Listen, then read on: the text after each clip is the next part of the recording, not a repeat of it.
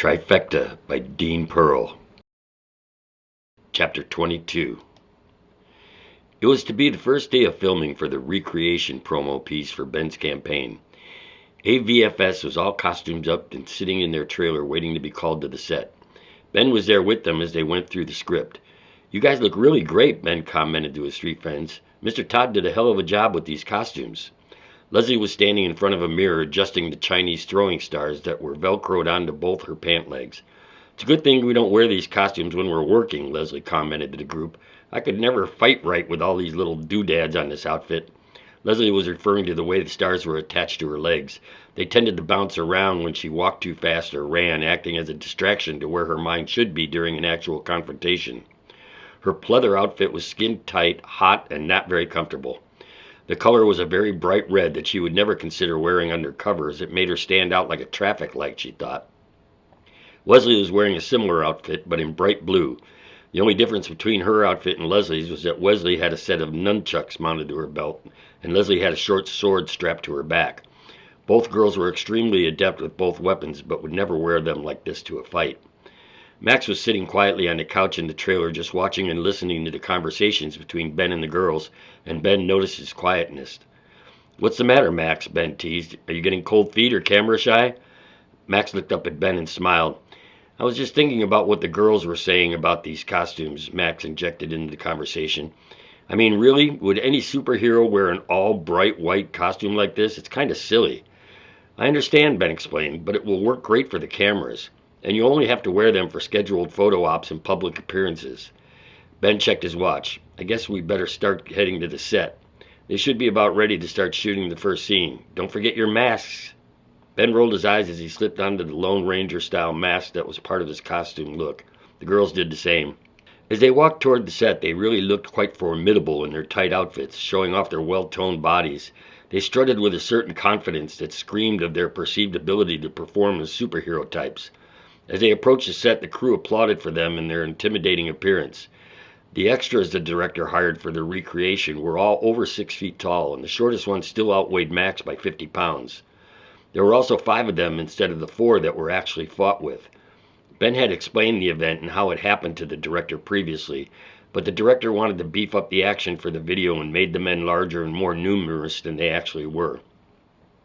It took all afternoon to get the scenes right and to capture the raw emotion of Max and the girls, as they only used tournament-style point sparring strikes against the actors so as not to accidentally hurt them, even though they were all trained stuntmen. Ben was with them the whole time, talking them up and keeping it all light. He could tell that even though they all loved being entertainers, this wasn't the forum they felt most comfortable entertaining in.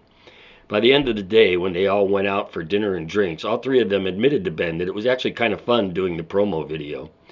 "Good, I'm glad you enjoyed making the video, because there will probably be a few more before this is all over," Ben confessed. Both sisters tilted their heads and rolled their eyes at Ben's reveal. "Gotta get their money's worth out of these costumes, I guess," Leslie surmised. "So when are we going to discuss how we can actually get involved with some real crime fighting?" Max asked excitedly during dinner. "I've been talking with the DA about that," Ben informed them. "And we agreed that we could use your team to help us infiltrate and take down a group of bikers on the north side of town who are known for dealing in crystal meth. And we got word there will be a big shipment of it coming in soon, and we need to know when and exactly where." "Do you have any ideas or suggestions on how to infiltrate a gang like that?" Wesley asked. "Well, for one thing, it will be very dangerous.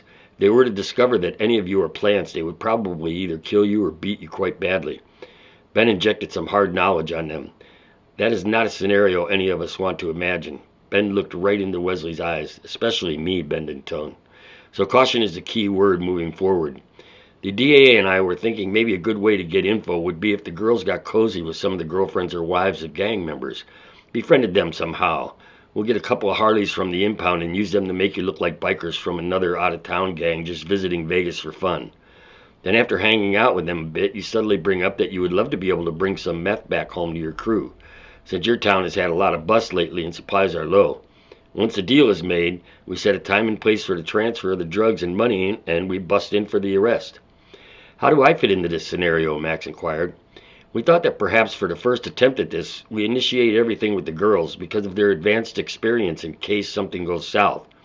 We will still have Max show up for the delivery of the drugs, which will be the most intense part of all this," Ben informed him.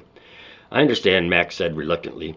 He was not happy about the girls doing any of this without him, even though he knew they were better at protecting themselves than he was. He didn't like that they would be exposed to danger out of his sight or his ability to help. If anything bad happened to either of them, he would never forgive himself for getting them involved in this whole hero fantasy thing his. This shipment we were tipped off to won't happen until the end of the month, so we have a couple of weeks to work on this, Ben explained. But remember, as we get into this, if anything happens along the way that you're not comfortable with or feel possibly threatened by in some way, we all agree to bail out. Better safe than sorry, right? Absolutely, Max chimed in.